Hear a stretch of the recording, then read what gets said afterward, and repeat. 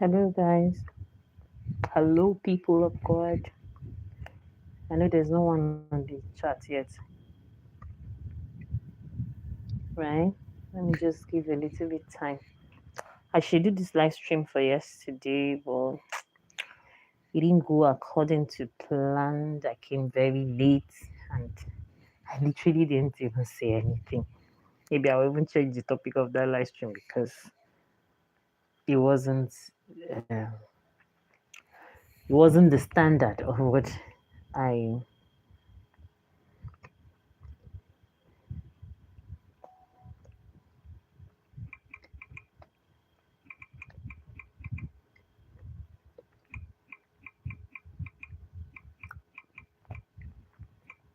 let's just wait a little bit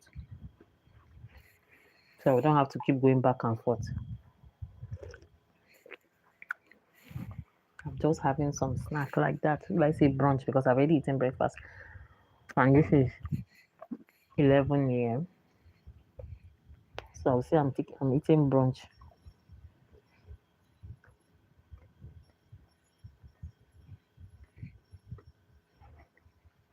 Hi, hi, hi. I hope all of you are in the best of health. I know with the things happening in Nigeria, we just we're just living by the grace of God. We're just living every day by the grace of God. Sometimes I wish I can just go back to being a child. Like where I don't need to worry about anything, where I have the adults, that's my parents, worrying about everything. Where me, I'm just because I remember. By the way, my name is Asma'u. If you're seeing this face for the first time, and if you like what you see on this channel, kindly subscribe on the notification bell. Like put the notification bell to all, so that each time I'm online, you would be the first to be notified that I'm online. Right? So thank you so much for coming. I'm based in Nigeria actually, and in Nigeria I'm based in the south part of the country. I didn't grow up here. I didn't grow up in the south part of the country. I actually migrated. I would say I actually relocated, like coming here. All of my life I lived it in the north central part of Nigeria, Plateau State to be specific. But I am originally from Nasarawa State. Yes, I'm originally from Akwanga. Mhm. And it's a local government in Nasarawa State. So basically, Nigeria is divided into six geopolitical zones. Six geopolitical zones, right? With the northern parts carrying most parts of the country, like most states of the country. They have, yeah, most states of the country. Then we have the north central. So many years ago, I cannot place my hand for sure on how many years ago. Um, the north central used to be joints, like it used to be Benue Plateau. What is it? It's Benue Plateau and Nasarawa states. Do you understand? Because basically we have six um, um, north central, that is the middle belt states. We have six of them, and that is Benue, we have Nasarawa, we have Plateau, we have Kogi, we have Kwara, and then we have Niger states. So those are the middle belts, not central states. If you look at the Nigerian map, we're actually the ones in the middle, like those six states I'm telling you about, right? And unfortunately, I don't know if it's the social studies and now let's say civil. Now I would say while I was going to school then to social studies, I don't know if studies is still existent. It looks like it's civil education now. It's civic education. I mean, civic education that has taken over. I don't know if social studies is still in the background. Social studies is supposed to be the one to educate us about the country.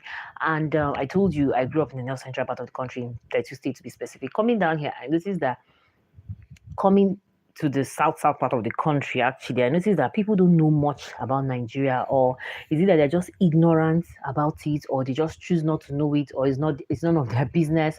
Do you understand? So there are so many things. Like me now, coming from the north central part of the country, people here call me Hausa. Meanwhile, I'm not Hausa. Do you understand? Like I said, I'm from a local government called Akwanga, and in Akwanga I'm from a village called Andaha.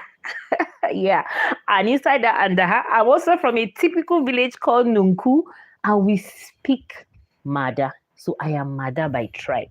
But coming down here and being called Hausa, Hausa, Hausa, and to some extent, I have no choice than to just accept that I'm Hausa. Yes, now because I would say low key, in as much as we, education wise, we've studied and we realize that there are other geopolitical parts of the geopolitical parts of the country, we have still tend to still like will I say put subgroup ourselves under the three major languages in Nigeria, which happens to be the Hausa, Igbo, and Yoruba. So even abroad, I guess,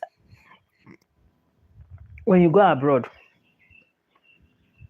the foreigners will ask you, what tribe are you? Are you Hausa? Are you Igbo? Are you Yoruba? Like Nigeria has that kind of identity. Do you understand? Just like before I met this Ghanaian girl, there was this Ghanaian girl that we worked with one time. She was my assistant when I was running a beauty, when I was running a makeup shop, actually, a makeup studio. Now, I used to think that the only language in Ghana was Ashanti. And it was then I got to know that there is another common general language they call Chu, and there's even Hausa language. You understand? So the same thing too in Nigeria. We have plenty languages. In fact, I don't know. The last time I checked, if I can remember, we have over 200 languages in Nigeria alone. But the major languages, which probably because of their population, probably that's why they are that popular. Mm-hmm.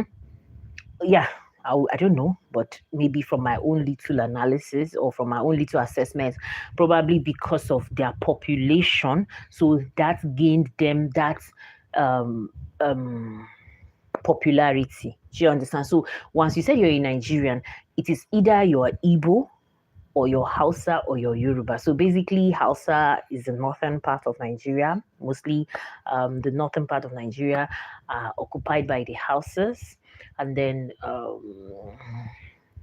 the southeast part of Nigeria are occupied by the Igbos, and then the western part of Nigeria are occupied by the Yorubas. But coming down now to the south part of the country, I also used to think that they were all Igbos too, like from Enugu east, right? I think from Enugu down, aside from Akwa Ibom people and Calabar people, that's like more like the Ibibios and the Efik people, because these people are very, very talented. Like they are blessed. God has blessed them with very good culinary skills. Like they are the best chefs in Nigeria, if you ask me. I don't know if for me those people are more graced with culinary skills, right? So that's for that reason they are being taken home and abroad. Do you understand? For their culinary skills. Yeah, English language. So even in the northern part of Nigeria, they are mostly um chefs, right? For reputable people, even for royalties. And these people, like I said, they are blessed. Their fingers are so blessed. They come in, even if it's not their local delicacy, even if it's your own local delicacy, it's very easy for them to just learn and even prepare it better than you. Honestly, like those guys are just look at it that they have this grace on their fingers. So they are the ones that have really come out of their comfort zone to an uncomfortable zone, which happens to be not central. So we tend to know them very well and know that they are not Igbos. So if you're not from Cross River State or you're not from Akwa Ibom State, like those days, we just call you Igbo. You understand? We didn't even know if there was anything like Ijo and all. In as much as we are aware of the fact that there are so many other states in the country and all of that.